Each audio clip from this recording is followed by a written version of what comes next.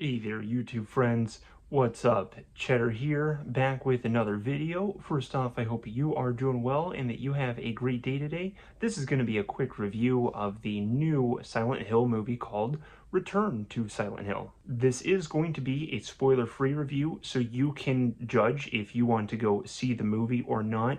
I will talk lightly about the movie, but I won't include any important information. Just to tell you, or to clarify my context or history with the Silent Hill franchise, there is none. I have none, actually. I've never played the Silent Hill games. I think I have briefly played the second one, which this movie is actually based on, but I didn't get further than an hour in. I think I was just borrowing it. I can't even remember. I just remember I've played a little bit of what is probably Silent Hill 2. So I went into this movie also not even seeing the previous Silent Hill movies. I just went into this one hoping to be pulled into the Silent Hill universe. So I don't have any ties or anything to make me love the Silent Hill movies. So I kind of have a fresh fresh perspective of Silent Hill. So let's pull the band-aid right off and tell you my enjoyment score. My enjoyment score for the movie is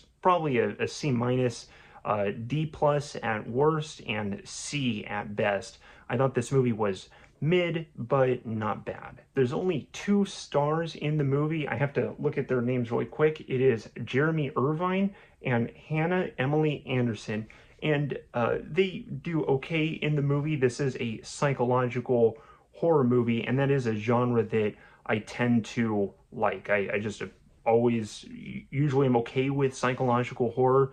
It's one of my favorite types of horror. I love The Shining. The Shining's probably my favorite horror movie, so it's down that alley. I would say this is a similar style to Return to Silent Hill, has a similar style to Jacob's Ladder, but mixed with some of the 2000s edgy horror movies, sort of like 13 Ghosts or The Haunting or Haunting on House on Haunted Hill. Similar to that, it has some quick edgy ness to its how it's directed, and but it also is a psychological horror movie rather than like a gore horror movie. Let me tell you what I liked about the movie, because there is some things I liked about it. I liked the psychological horror aspects of the movie. Like I've already said, it's a genre I tend to like, and I feel like this movie mostly handles it fine. It was fun to see.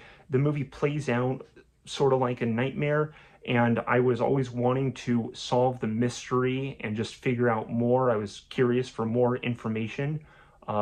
My like number 2 would be I like Silent Hill as a location.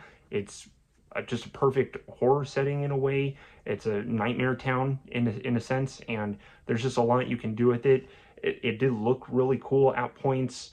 Could have looked better at other points, but it was still it was easy to like Silent Hill as a location and just go through the different buildings throughout the town. It was interesting. And last but not least, the monsters and some of the effects were creepy and kind of fun in the movie. So it made me want to see more of them and get a little more. Some of that is a little under-delivered too, but I still thought some of the monsters and the effects, Pyramid Head is a notable one. You know, those are interesting villains or monsters, and it's just fun to see them on screen. But that's about all I got for the likes of the movie, so I can just talk about the dislikes, what was a little disappointing to me.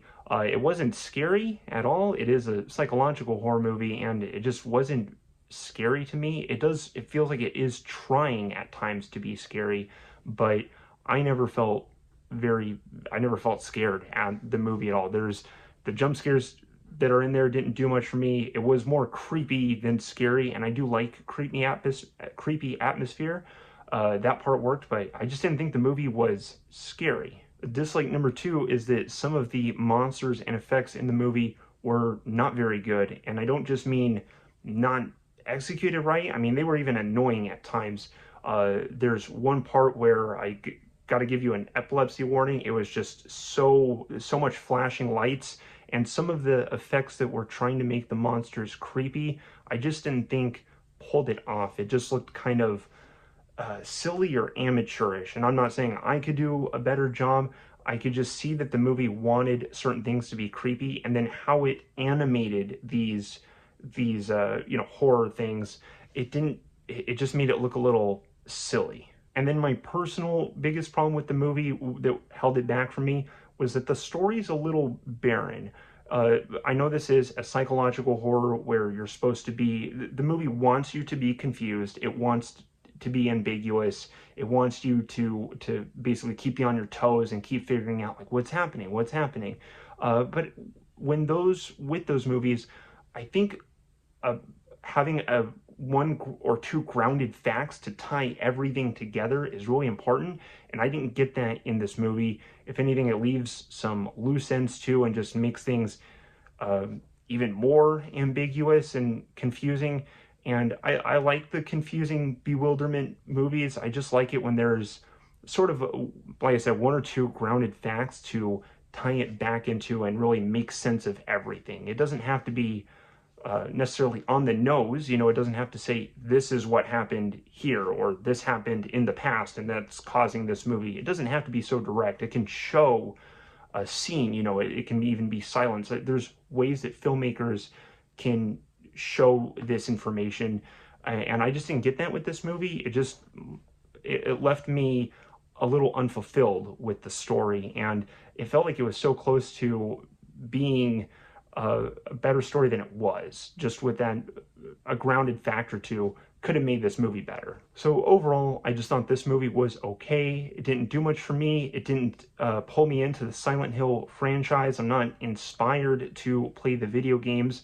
If anything, I saw this movie with my great friend Devin, who you may have seen on the channel before, and he has played the Silent Hill games, and talking with him about Silent Hill 2 made me interested in playing the game more than just this movie. So this movie didn't sell me on the Silent Hill franchise, and I just didn't get a lot of it as a individual horror movie. It didn't want me to go see the old Silent Hill movies. I still want to check those out too, just out of curiosity.